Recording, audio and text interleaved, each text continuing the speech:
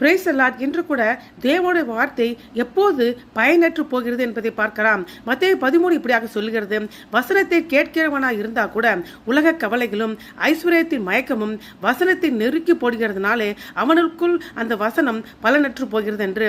வாழ்க்கையின் கவலை கிறிஸ்துவின் பணியை தடுக்கிறது, அவ்விசுவாசத்தை வெளிப்படுத்துகிறது, கர்த்தரோட நேரத்தை செலுத்துவதை கட்டுப்படுத்துகிறது.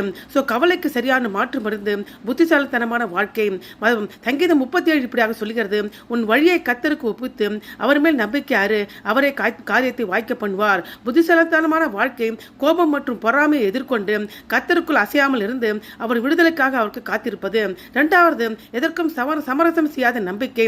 எண்ணத்தை உண்போம், எண்ணத்தை குடிப்போம், எண்ணத்தை உடுத்துவோம் என்று கவலைப்படாதிருங்கள். முதலாவது தேவனுடைய ராஜ்யத்தையும் நீதியையும் தேடுங்கள், அப்பொழுது இவையெல்லாம் கூட கொடுக்கப்படும். முதலாவது தேவனுடைய ராஜ்யத்தை தேடும் என்பது நற்செய்தியை அறிவிப்பது, தேவனுடைய நீதியை தேடும் என்பது தேவனுடைய சித்தத்துக்கு முழுமையாக அடிபணிவது.